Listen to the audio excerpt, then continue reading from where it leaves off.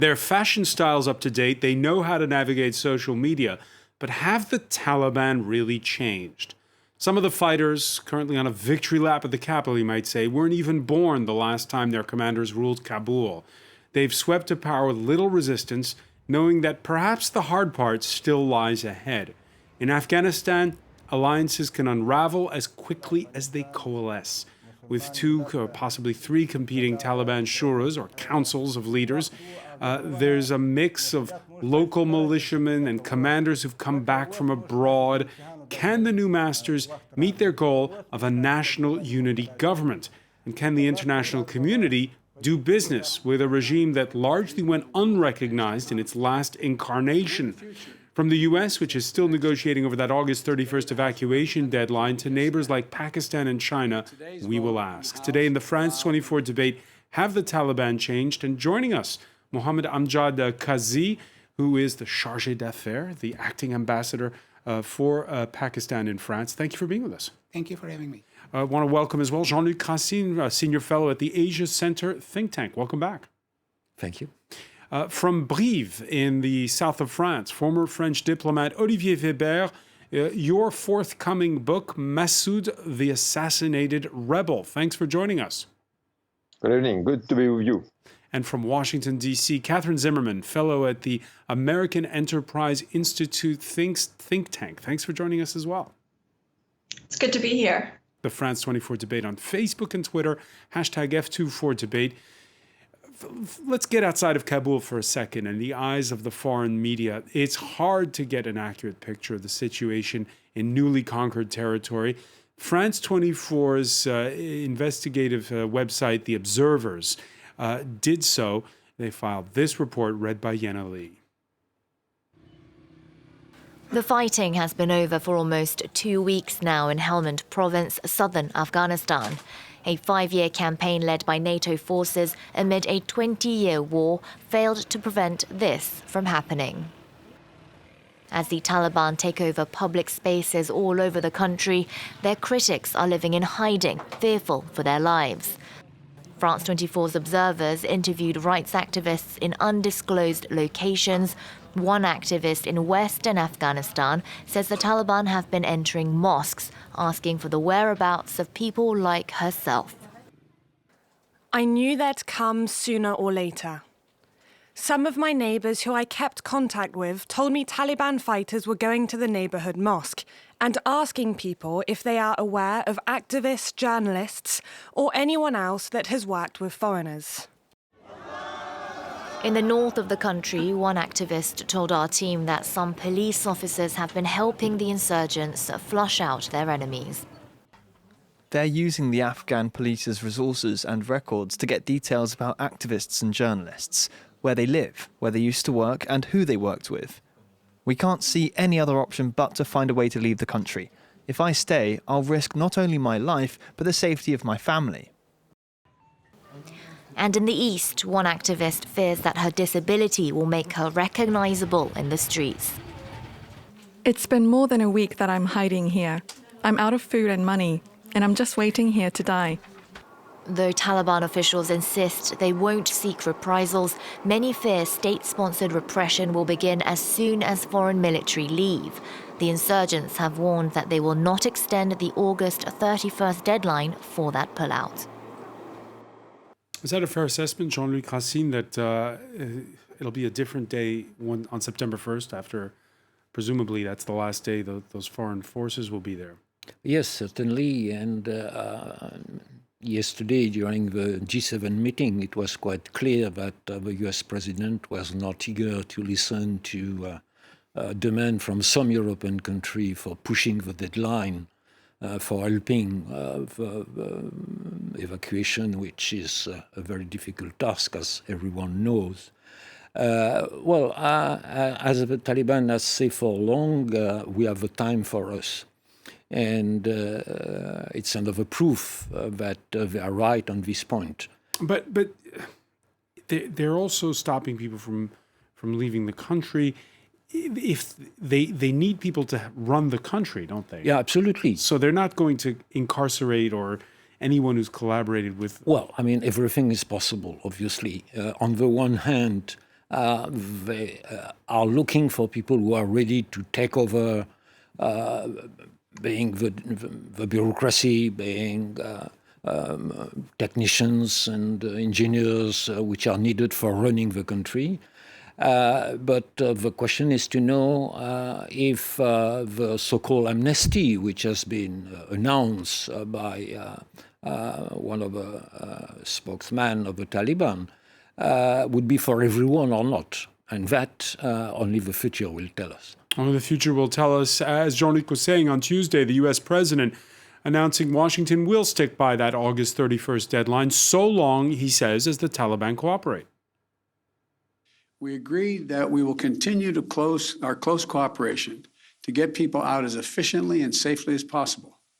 We are currently on a pace to finish by August the 31st. The sooner we can finish, the better. Each day of operations brings added risk to our troops. But the completion by August 31st depends upon the Taliban continuing to cooperate and allow access to the airport for those who were transporting out, and no disruptions to our operations. Catherine Zimmerman, your reaction? It just seems that the president is putting too much faith in the Taliban.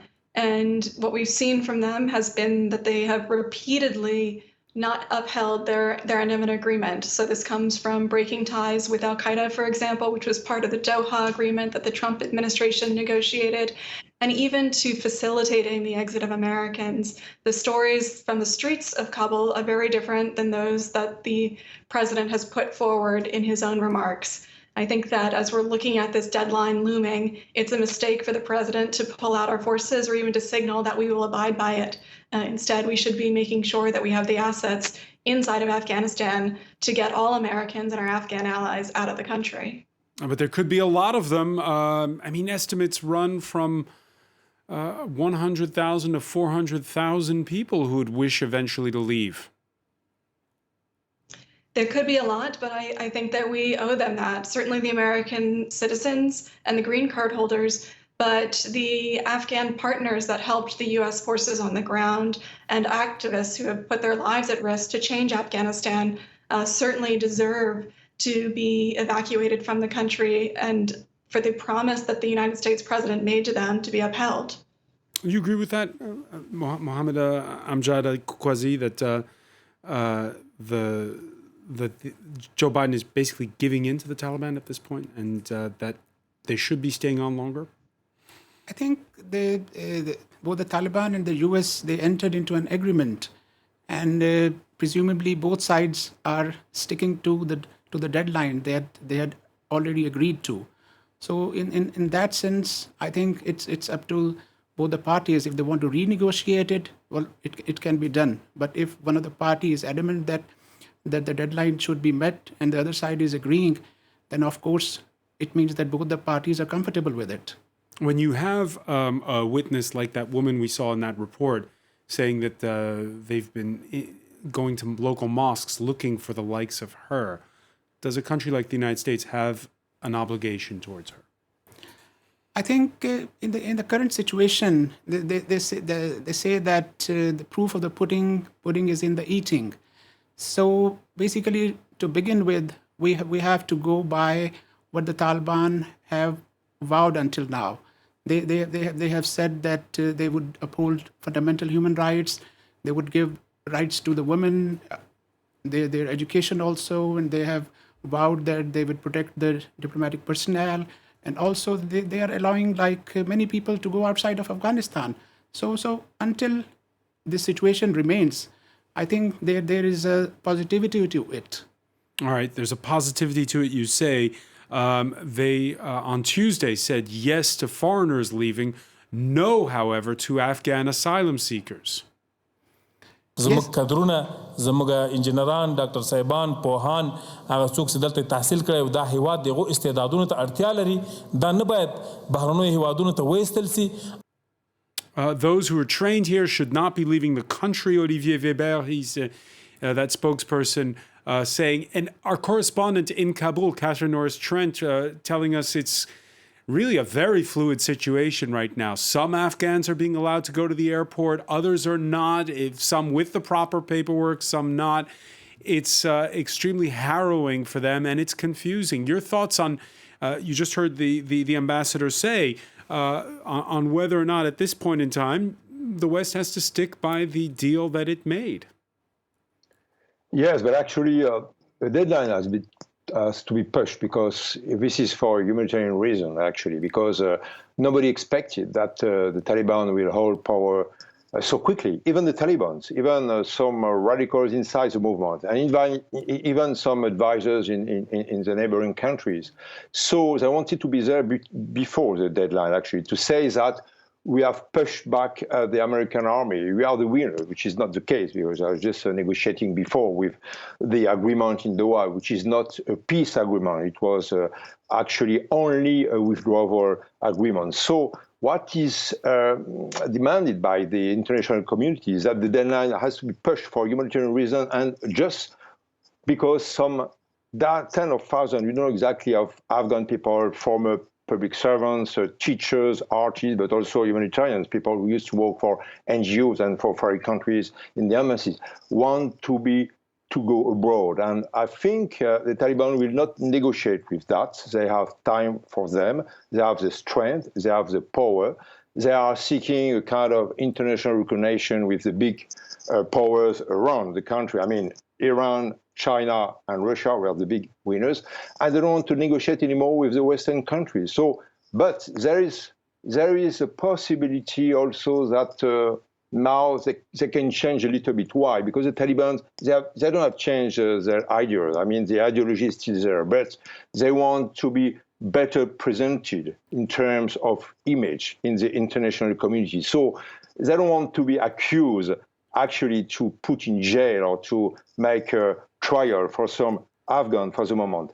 It's now in August, and in September it will be the case. I'm not sure it will be the case in October, because you will see the differences also between Kabul, the capital for the moment. It could be also Kandahar, which is actually the real core, the real religious capital for the movement, and the hinterland, the backcountry, and the walis, the governors who have to be named, who have to be chosen very soon by the leaders of the movement, who will do what they want, actually, in terms of Sharia, Quranic law, in terms of school education, in terms of work or no working, actually, for women, etc. So I think there is a cosmetic change and cosmetic attitude for a part of the movement, but it's only for Kabul and the capital.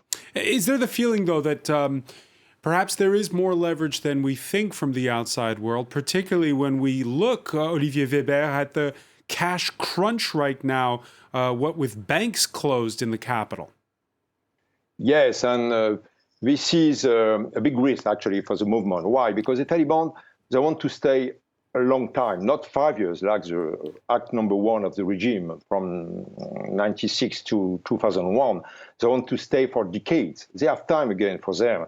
They have also the recognition of some countries very soon, again, Chinese, Russian, and the Iranians, which is a Shia regime, but supporting for a few months now the arrival of the Taliban in some capital, in some cities like Herat, and then controlling the borders, and then Kabul. But this is a challenge for the movement to say that we are able actually to rule this country.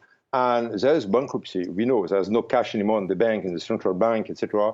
And the smuggling and the drug trafficking, which is huge actually in terms of influx for the guerrilla movement before, is not enough actually to rule the state. And the Taliban are aware of that. It's interesting to see that there's a new generation inside the Taliban movement with young people who have been trained in Pakistan, who have been trained outside the country, who speak different foreign languages.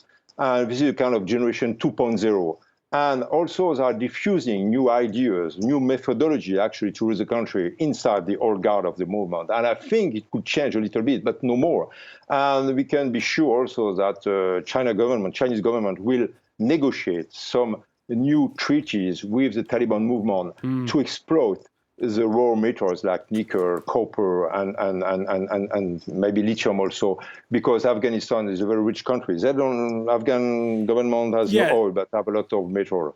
Well, yeah, we'll talk about perhaps those mineral riches in a moment. But again, Jean, before we go to the break, Jean-Luc Racine, let's talk about the hierarchy of the Taliban.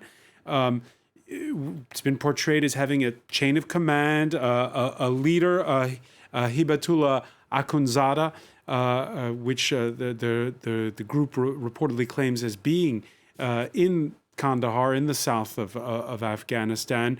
And there's this pyramidal structure with several other top militant commanders. But actually, again, we don't have this new government of national unity. Is that really the way it's working?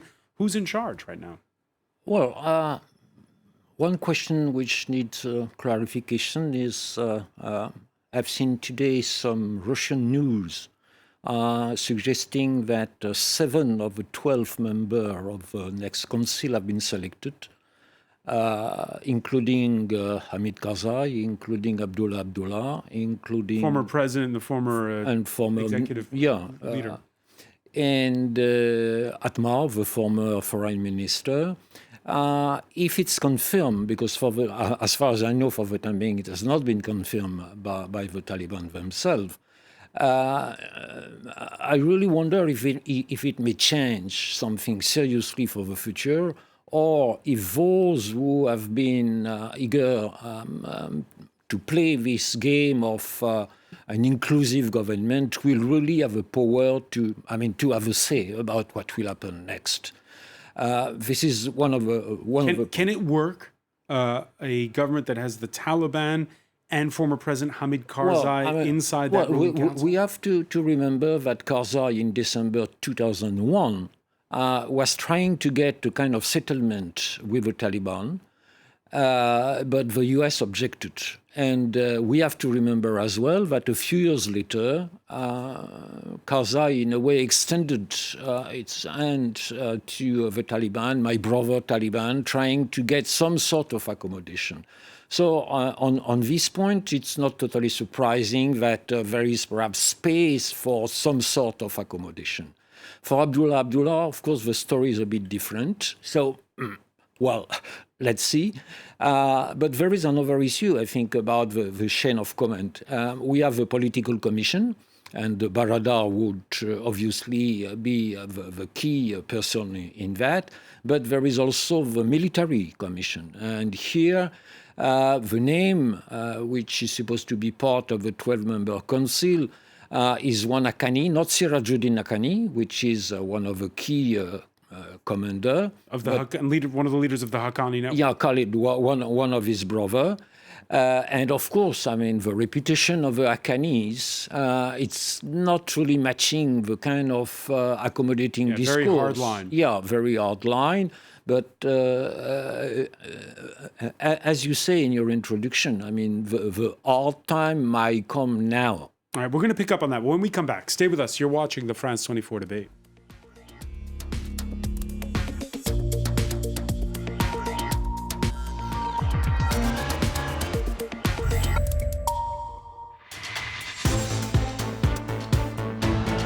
Welcome back, or welcome if you're just joining us. It's the France 24 debate.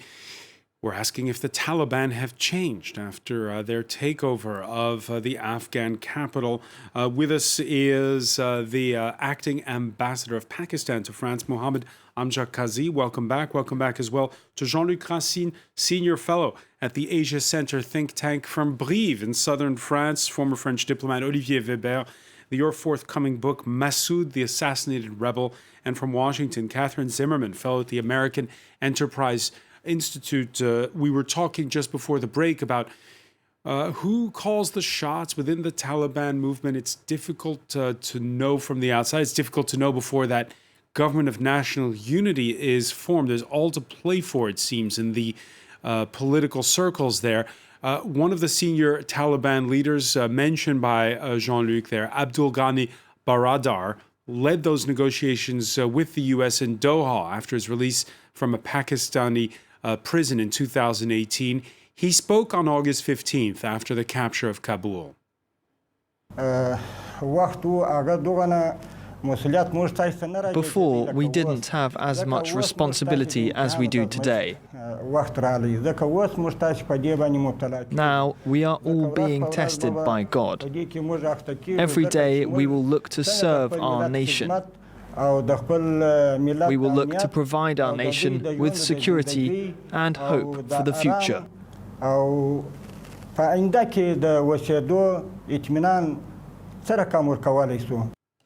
So, Catherine Zimmerman, have the Taliban changed?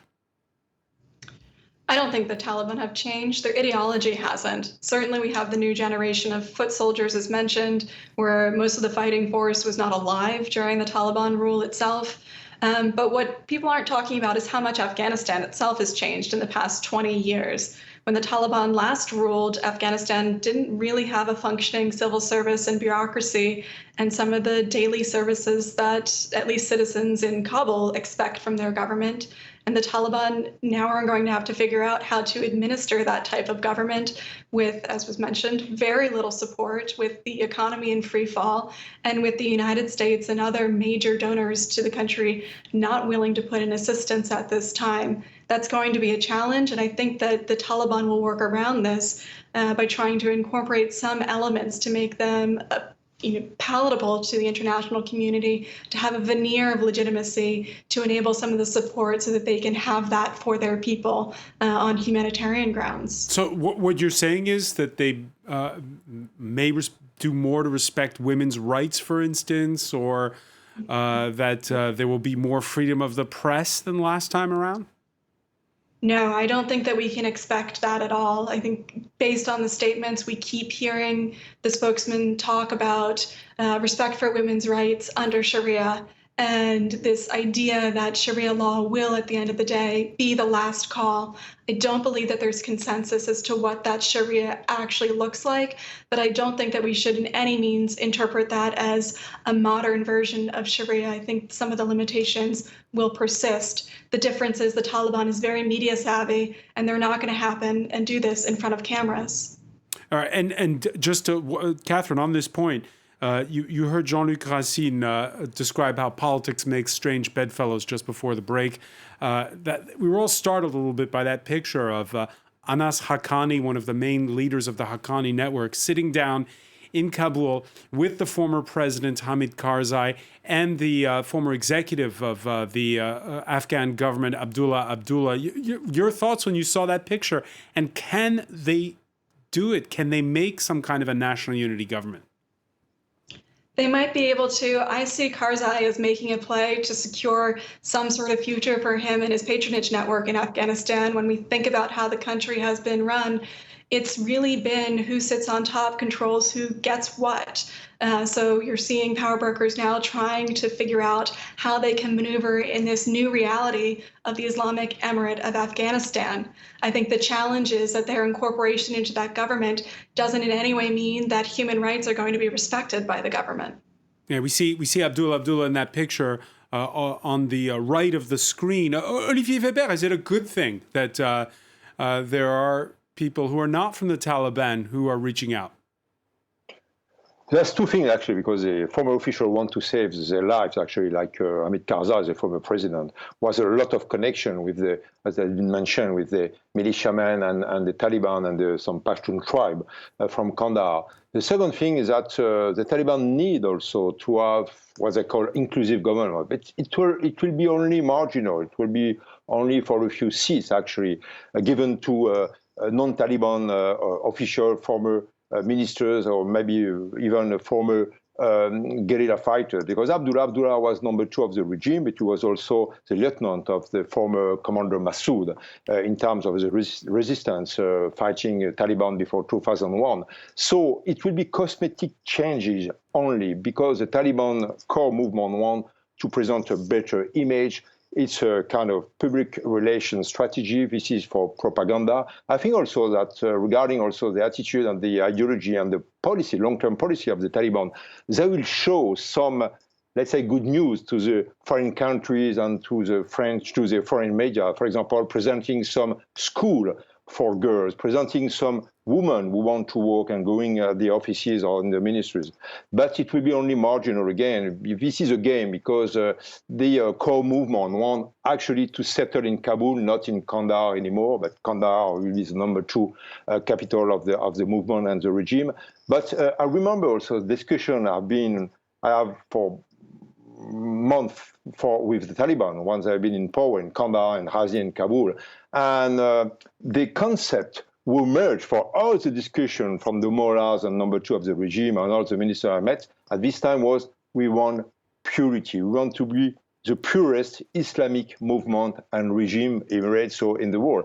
And it's funny because there are so many contradictions and hypocrisy also regarding, for example, in terms of finance, we mentioned about the drugs trafficking, the influx coming from poppy and opium and heroin coming from Afghanistan, which is the country furnishing something around 90 to 92% of heroin of the whole world. And the Taliban are very clever, actually, to keep the control of the poppy field, but also not to be accused to have a forbidden, actually, product for influx for the economy. So that changed, but sometimes there's a lot of hypocrisy, and the movement will continue to keep its former ideology. And Olivier, just to remind our viewers here, because we talk about the Taliban, again, as they're one monolithic group, but they have these councils where they decide things, and they're different councils. I know they have different names. There's the Quetta Shura. There's now the Peshawar Shura, the Miran Shah Shura. Is it all the same? Is there just one brand of Taliban?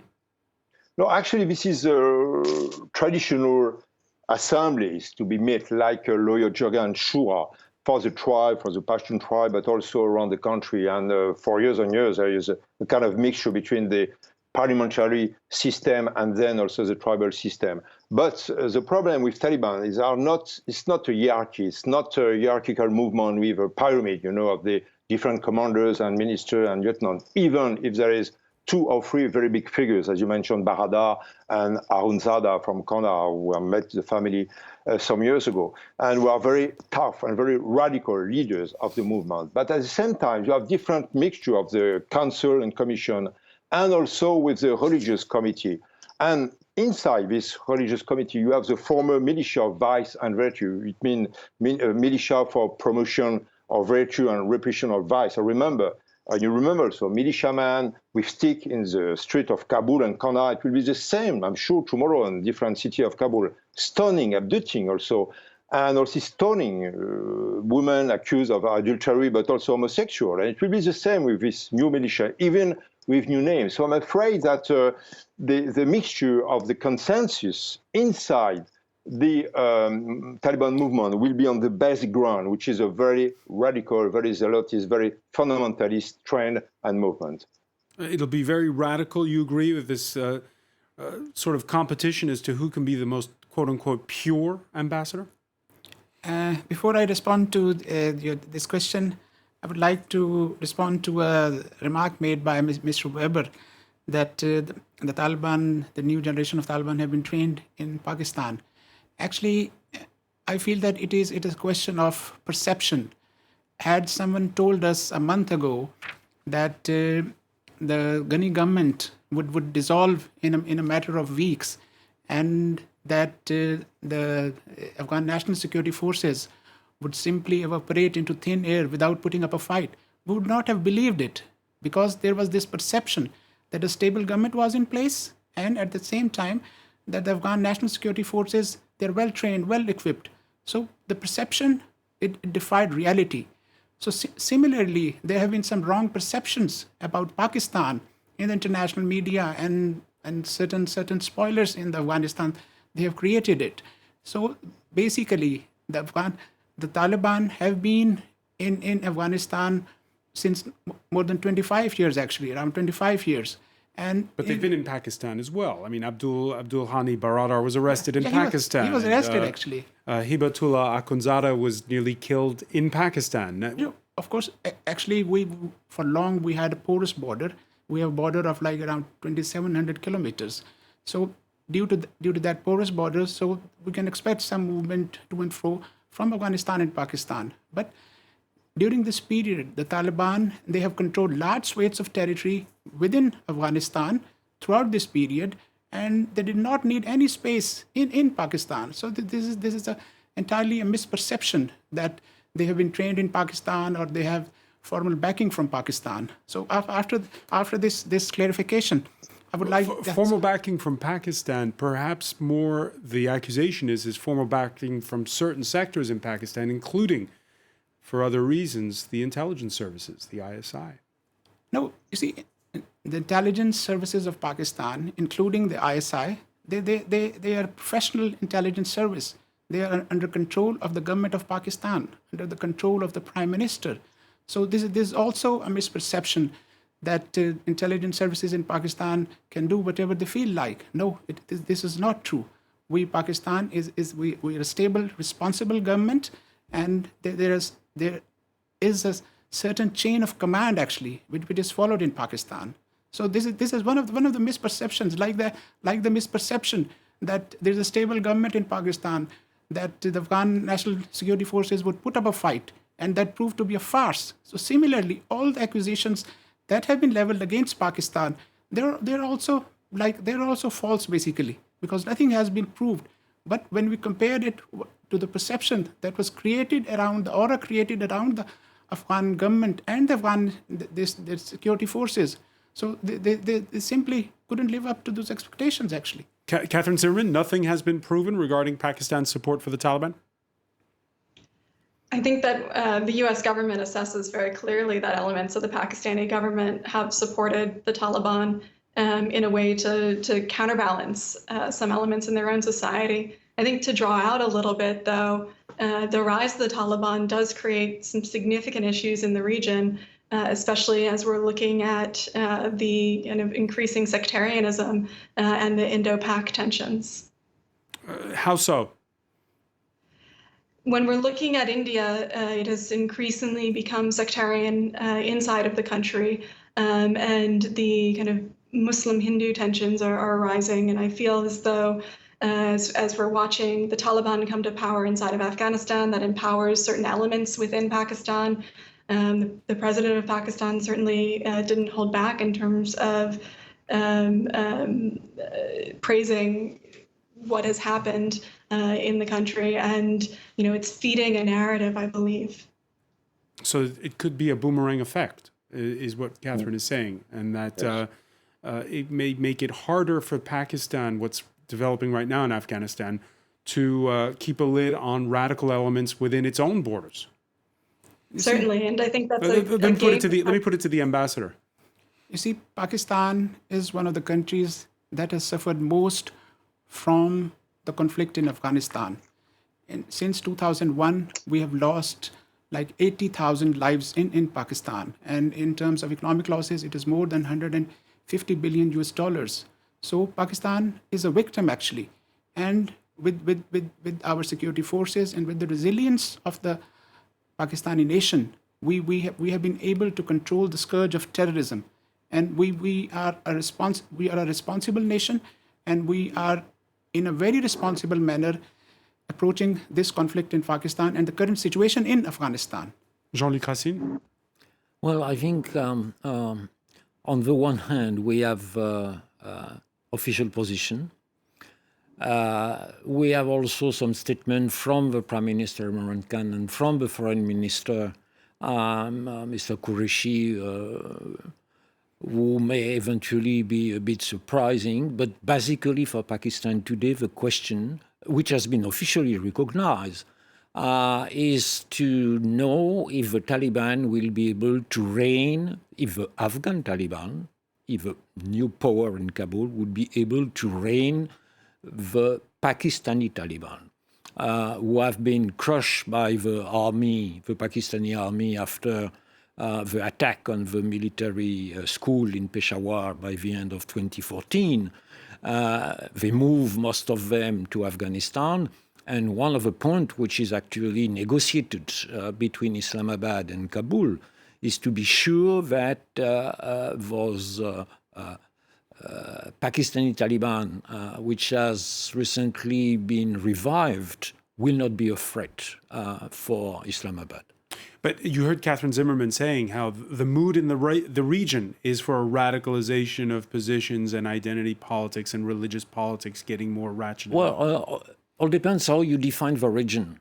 For me, the region is to be understood from a broader frame. And here we have Iran, we have Russia, which, of course, seeks to control Central Asia, and we have China. What's interesting is to see how Beijing on the one hand and Moscow on the other hand plead for the kind of we are for peace and Afghan-led, Afghan control, new political process. But each of them has also a point to make to the Taliban. Fight against Daesh for Moscow, and don't support the Uyghur or the Turkestan Islamist movement for Beijing. And I think we cannot understand what would be the real task of the future government in Kabul if we forget that there is a big geopolitical game.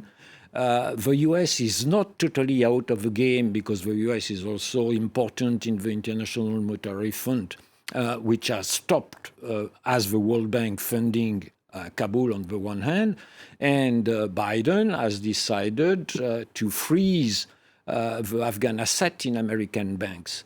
So on the one hand, we have a classical greed game revived, and on the other hand, we have the harsh economic reality that the new regime will have to face. Olivier Weber, when you hear Jean-Luc Racine describe those regional players, we've been hearing a lot from some people saying, oh, now it's China's turn to have influence inside of Afghanistan. But as you heard from Jean-Luc, there's conditions to it. Can China get more involved? Yeah, sure, because actually China and Russia were waiting, actually. Russia with anxiety because they don't want to have the Islamization to be exported in the former Muslim republics of the former Soviet Union, which are Uzbekistan and Tajikistan, which are very weak and fragile regime. With a few thousand troops or Islamist guerrilla, you can overthrow the Tajikistani government, for example. But China government is very much more offensive. They want to have access to the materials.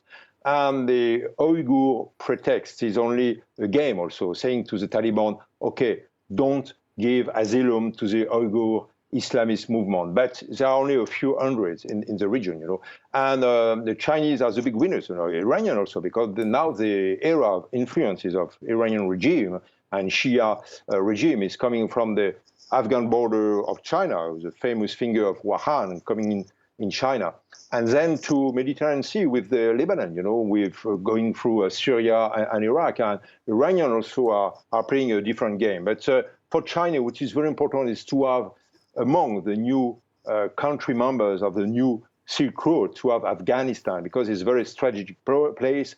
It's a possibility to negotiate a little bit more with some neighbors like Russia.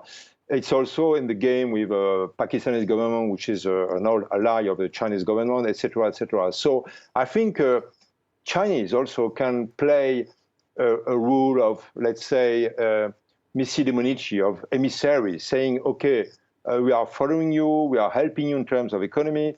Even if you don't have the support of the International Monetary Fund, we can give you some funds also with very low interest for the long term. But you have to be also very kind with us in terms of access of materials. So it's true, as said Jean-Luc Racine, there's a new game. It's a very volatile one. The Western countries are not totally absent, but the three countries I mentioned, Iran, China and Russia, are very happy to see the vacuum. And I think this is euphoric for Taliban movement to see the kind of tools they have, the leverage of powers they have on the three neighboring countries, the new powers of the region. So I think there's a new game, and we have to be very careful about the way to deal with the Taliban, because they will not change again, and they can be very tough also with the Afghan population, with the young population, and with the women population. The women population are 20 million persons on the total number of the 38 million of Afghan people today. And I'm afraid they will be the victim of the new regime. We're going to talk much more about this. I want to thank you so much, Olivier Weber, for joining us from Brive in southern France, Catherine Zimmerman in Washington. Mohammed Amjad Kazi, Jean-Luc Racine, thank you so much for being with us here in the France 24 debate.